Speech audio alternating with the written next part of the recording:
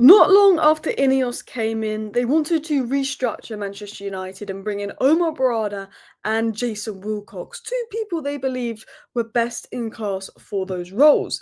Now, these people decided to sack Eric Ten Hag around a year ago and replace him with Ruben Amorim. Now, there's been a lot of debate about Ruben Amorim, but INEOS have very much backed him, got behind him, and Jim Ratcliffe himself even came out in an interview saying that he wants to give Ruben 3 years to succeed. A big example of the backing from INEOS is with this brilliant new front line. Benjamin Sesko, Brian Mbumo, and Mateus Cunha. And Mbumo already nominated for Player of the Month, and the front three is looking good. There is questions over INEOS doing Amorim dirty by not bringing him in a midfielder, but INEOS's reasoning was, we're not going to bring in a player for the sake of it that we think is not good enough. We want to bring in the right midfielder, and we're going to touch upon that in a second. And Jason Wilcox has actually come out and said a few things about his Manchester United plan and about Ruben Amorim and more. And in today's video, we're going to dive into that. Jason Wilcox confirms that Manchester United will invest further into the playing squad. We know what we need to do. We know there are things to improve in the team to regularly compete for the Premier League and the Champions League. We need to invest in the team and recruit the right players, talented players who can handle pressure and help the team progress. They need to have the right character and bring something different to the team. So Jason Wilcox is confirming, we know we need to improve. We know there's still more we need to do. We need to invest in the right players. And I think that's something INEOS have done quite well. We need players that bring character to the team. Mateus Cunha, he has the character you need to play for Manchester United. He's got it. He's got that, I'm just going to do it myself if we're, 0-0 and we need a winner kind of mentality. You've got that Bruno Fernandes mentality. Brian Mbumo, he's got the mentality. It's a different mentality to Cunha. He's maybe not as outgoing as Cunha, but he's got the selfless, hard-working mentality. You need a mixture of players with that Cunha, Bruno Fernandes mentality, and you need players with that selfless, hard-working mentality. And Brian Mbumo has that selfless, hard-working mentality, but also ice-cold in front of goal. And Benjamin Sesko, he rejected big money moves a year ago to Arsenal because he wanted to spend another year in the Bundesliga to focus on his development. He's never gone anywhere for money. He's always thought about his development and what's best for him. That's three good personalities there. We can look at Seny Lomons. Seny Lomons is a player that not many people have heard of a few months ago. And Man United could have gone big and got Emi Martinez, proven, given him 200k a week or something ridiculous. Or they could look at these underlying numbers and see that there's a really young guy out there who's got unbelievable underlying numbers, that's doing well in Belgium, that isn't going to cost a big transfer fee. We don't need to give him extortionate wages. So if it doesn't work out, he can be our backup. And he's come in, and we're hearing reports about Seny Lomons coming into training early, the first there, the last to leave, doing extra work on his days off, coming in and doing extra work. The kind of players that Manchester United have brought in, they all seem to have a good mentality about them. Seny Lomons doing extra work, how hard he's working and training. Cunha's got that mentality. Sesko thinks about his career. Brian Mbumo, Newcastle fans try to just make out that he only went to Man United because we offered him the most money, but that's not the case. Tottenham offered him more, but he's a Man United fan. We brought in the right kind of players, and I'm going to skip a few slides and talk about INEOS, and then I want to get into more of what Jason Wilcox said. But one thing I've noticed right now, and I've had criticism over INEOS, but they do go for the right kind of players. Everyone in the world right now knows that Manchester United need two midfielders.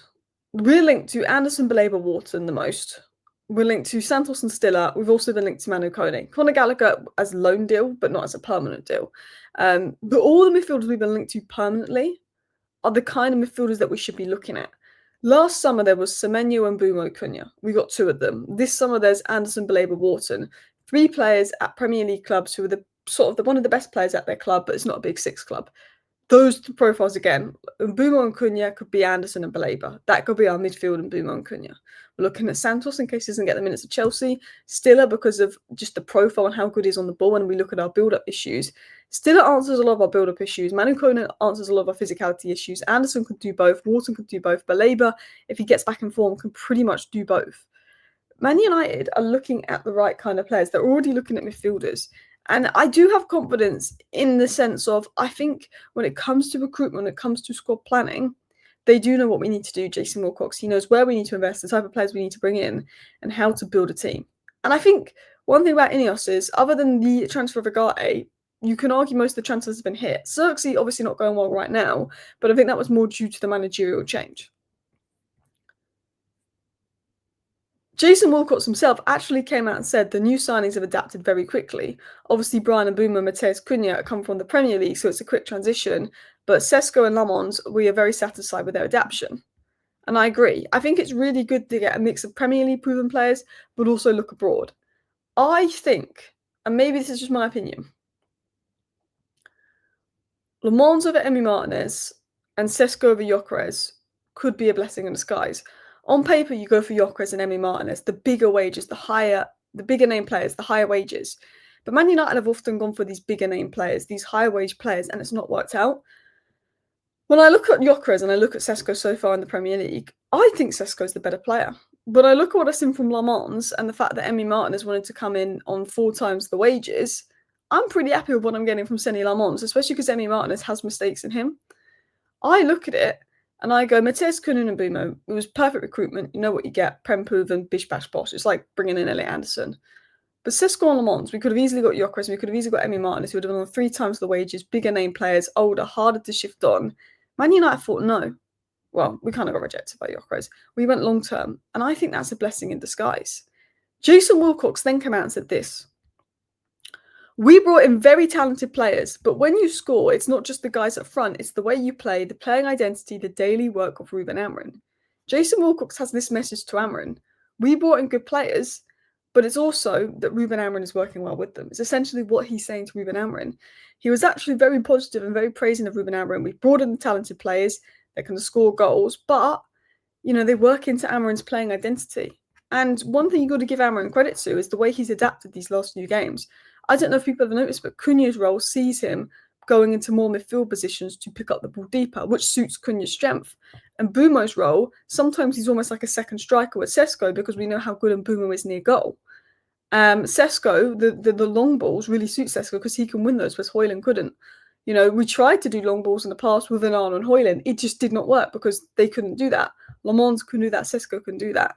And one thing, and I did a video about this yesterday on Amorim, is Amorim has changed. And people are denying that Amorim has changed his tactics, which is crazy. Amorim has changed his tactics these last 3 games very differently to the first 6.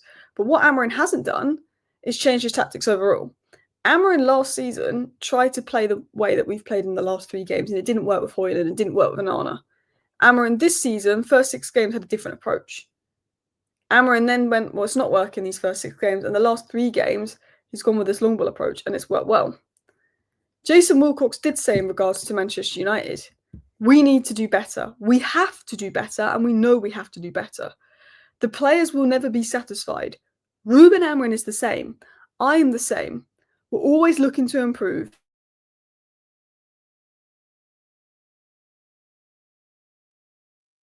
Again, oh, did I just glitch there?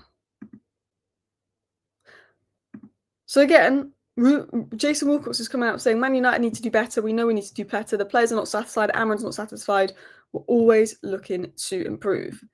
And right now, I have to say, 3 wins in a row, things are on the up, but we can't get ahead of ourselves. We might lose our next 2 games, and then it goes back to negativity and stuff. We've won 3 games in a row. The new signings seem to be firing. Amorim has adapted to play to the strength of the new signings, which is a big credit to Ruben Amorim. There's a lot of positives, and Jason Wilcox has come out and been very positive about Amorim, but also saying that we need to improve. We know there's recruitment we need to do. We know there's work that we need to do, and he's right. And I look at how Man United could line up next season, and I think we could line up something like that. And some people believe that Semenyo can't play left wing back. Semenyo can play left wing back. And he's playing deeper for Bournemouth on the left. He's doing more carrying. I think he'd be really good. Whether he wants to play that role is a different question. He probably wants to be further up. But I think we'll go for one of Anderson or Baleba. And I think we'll go for Angelo Stiller, if I'm going to be honest, in the midfield. And I think we might try for Semenyo. I don't think we're going to get him, but I think we will go for a left wing back. And all of a sudden, that looks like a good squad. We don't know how Leach is going to be on his return from injury, of course. But you've got the likes of Aiden Heaven. You've got Masraoui that can fill in at centre-back. But I think some midfielders and wing-backs could make this team look very good. Anyway, I hope you enjoyed today's video. Thank you for watching. See you next time. Bye.